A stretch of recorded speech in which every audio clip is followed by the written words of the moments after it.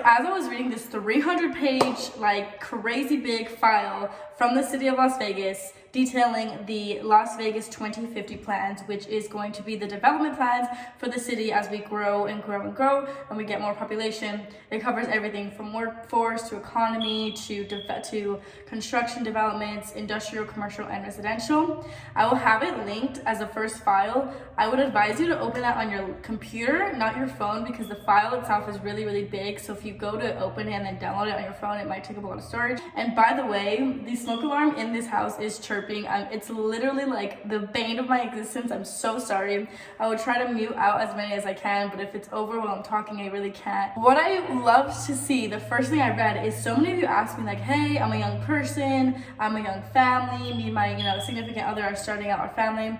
Are there a lot of young people in Las Vegas? Wow, I had already known this just from living here. I was always like, yeah, there's a bunch of young people, but I have a statistic now. I have data. So the biggest part of our population, like the age group that holds the most population share in Las Vegas, is the ages of 24 to 35, and then the median age in Vegas is going to be 34 and a half. Isn't that so amazing? Like, that's just so amazing to me. We have such a young, vibrant city, and it's just so cool to me. But while it is the biggest population, it is only about 30% of the population. So if you're not in that age range, don't feel like this is just like the young town of the West Coast. Like, that's not the case. 70% is all other age ranges, and then 30% happens to be the biggest population of 25 to 35. The best people in the world. I'm just kidding. So if you're moving here from another West Coast state or West Coast like regional state, then you already know and have a good knowledge of our water conservation and the water concerns that a lot of the West Coast has to deal with, from California, Utah, New Mexico, Nevada, Colorado, because we all share the same water source coming from the Colorado River down to like 4 or 5 different states, if not more. I'm sure I'm missing 1 or 2. And this is something that I did already have a knowledge of, but it's really, really cool to see that they're continuing to progress and get even better and better. Las Vegas is actually a world leader. Let me repeat that. International in water conservation. We are now seen in the entire world as new cities develop and as new cities come to the water challenge. They look to Vegas and they basically copy and paste our systems and our processes and our models and our restrictions and regulations we have put in for water use. So I think that's so amazing. So if that is a concern for you, know that the city has already been taking care of the water conservation, and we are a leading city in it. Let's talk about property tax. There's a certain tax that you get for owning a residence in addition to your mortgage and HOA payments that you may have, and it's tax on the actual real estate, the actual real property itself. In some states, that property tax is extremely high, such as New York City, California. That's why a lot of people from those areas move out, because they don't want to pay on top of their mortgage payment and their HOA fees an excessive property tax. Here in Las Vegas, our property tax is actually one of the lowest in the nation. So our property tax is 99% of the time less than 1% of the home's value itself. Should in the future those property taxes and that tax rate increase, it's actually capped at 5%. Meaning if, decades down the line, if the city of Las Vegas finds it, in their budget to raise the property taxes, that's fine. That's a part of owning real property. That's cool, but they can only do it as in they're capped at 5%, which is amazing, because as the city grows and grows and grows, and maybe the city does need to take more taxes, we're capped at 5%.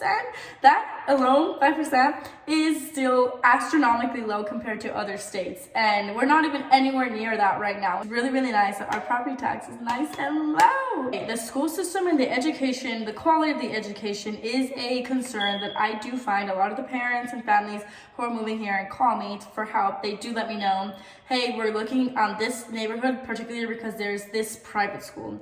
Unfortunately, in Las Vegas, we literally rank, I think, 48 or 49 out of 50 in education. So that's obviously a super, super important thing. If you have children, you want them to be, getting a good quality education and be, matching where their peers are at in other states as far as reading levels, math levels, etc., etc.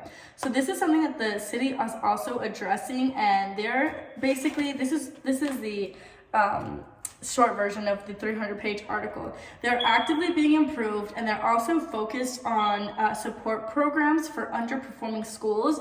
So what they're doing is they're going in and doing basically like tutoring and other support programs before the start of the school day and after the start of the school day. Again, Las Vegas is literally addressing every single concern there is to be concerned about, which I just am so appreciative that our city is growing in such a positive direction. The healthcare system here in Nevada is not necessarily poor, it's not necessarily very good in great condition, it's just kind of neutral, it's just kind of there. So Vegas is actually looking to tap further into what is called the medical tourism, and this is a term when I came across it 2 years ago maybe, when someone told me that Vegas was doing this, I was like, what the heck is medical tourism?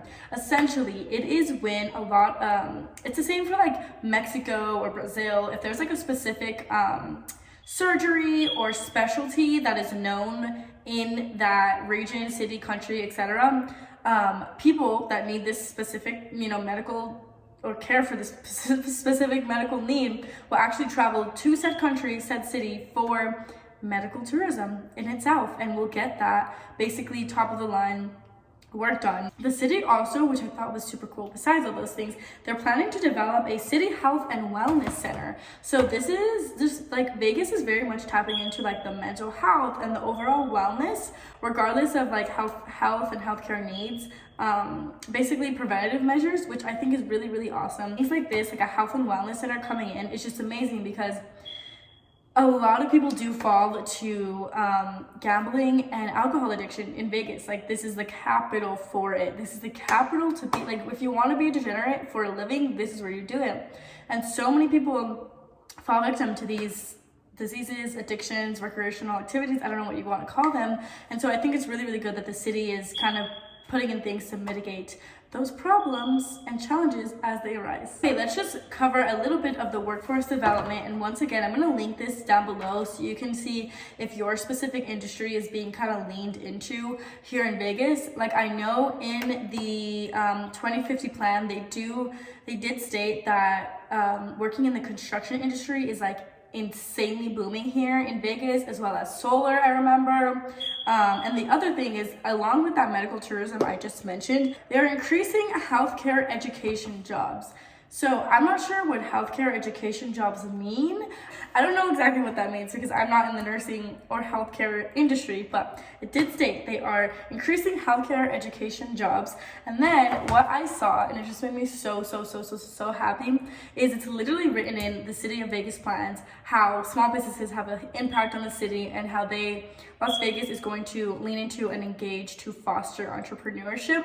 For me, obviously, owning this small business of selling real estate, that just makes my day and makes my world so super happy. And I know recently and over time, I do get a lot of people who have small businesses in other states, and they're like, hey, Christina, I know Vegas is going to be a hot market for it. So it's just so amazing that the city is looking to foster entrepreneurship further, and they do value it as part of the workforce and the economy. All right, the last thing that I want to cover with you is the crime rates. And once again, the Vegas 2050 plan is literally 300 pages, so there's absolutely no way that I could cover it in entirety. There's just a couple of points that stood out to me that I wanted to share with you. The data supports that violent crime is decreasing, which is awesome. And Vegas is going to put a little bit more attention on focusing on more fire prevention. So again, in the desert and in the heat here in Vegas, when it gets really hot, peak month being like June, July, peak months of like heat, there's like a lot of ways that because the sun is beating down on us, no, I'm just kidding, because the sun is so hot, random things will just start catching fire here in Vegas. So the city knows it's a problem. They're going to lean in a little bit more on what we can do for further fire prevention and all of that good stuff. So those were just a few things that I wanted you to know before moving to Vegas. I very much hope that you enjoyed this video. If you are looking to move here, please reach out to me on my information and stick around and subscribe to learn about Vegas every single week.